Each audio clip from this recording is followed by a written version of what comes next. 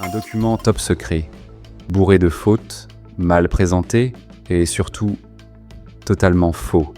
Non, ce n'est pas une mauvaise blague, c'est la dernière tentative maladroite du régime algérien pour attaquer le Maroc.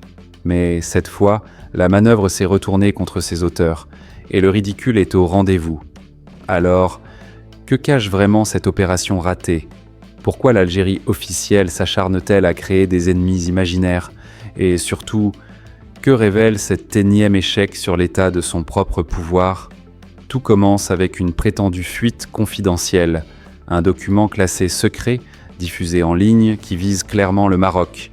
Mais à peine publié, il fait rire, puis pitié. Des fautes de frappe, une mise en page bricolée, des phrases incohérentes.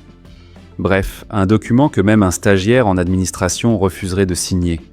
Les internautes s'en emparent, les analystes démontent l'info en quelques heures, et ce qui devait être une bombe médiatique devient un pétard mouillé. Derrière cette tentative grotesque, une réalité inquiétante. Un régime qui ne sait plus convaincre et qui tente désespérément de manipuler. Pourquoi autant d'acharnement ? Parce que depuis des années, le pouvoir algérien a fait du Maroc sa distraction préférée. Plutôt que de répondre aux attentes sociales de ses citoyens, il préfère fabriquer un ennemi extérieur. C'est vieux comme les régimes autoritaires, détourner l'attention, agiter des menaces imaginaires, éviter le vrai débat.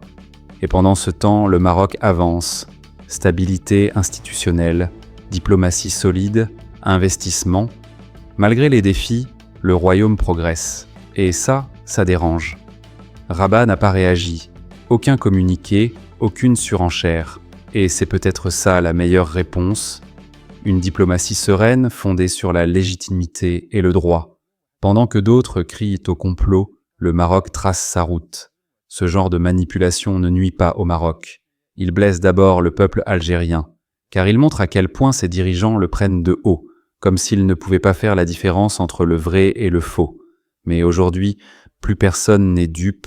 Ce document falsifié est un aveu d'échec. Ce n'est plus de la propagande, c'est de la panique. Un pouvoir qui n'a plus rien à dire, ni à proposer, ni à construire. Mais les peuples, eux, méritent mieux. Un Maghreb uni, coopérant, tourné vers l'avenir. Pas une guerre de papier mal photocopié. Le mensonge peut faire du bruit, mais la vérité avance en silence. Si vous avez aimé cette analyse, n'oubliez pas de liker, commenter et vous abonner pour ne rien rater de nos prochains décryptages. Et surtout, restons lucides.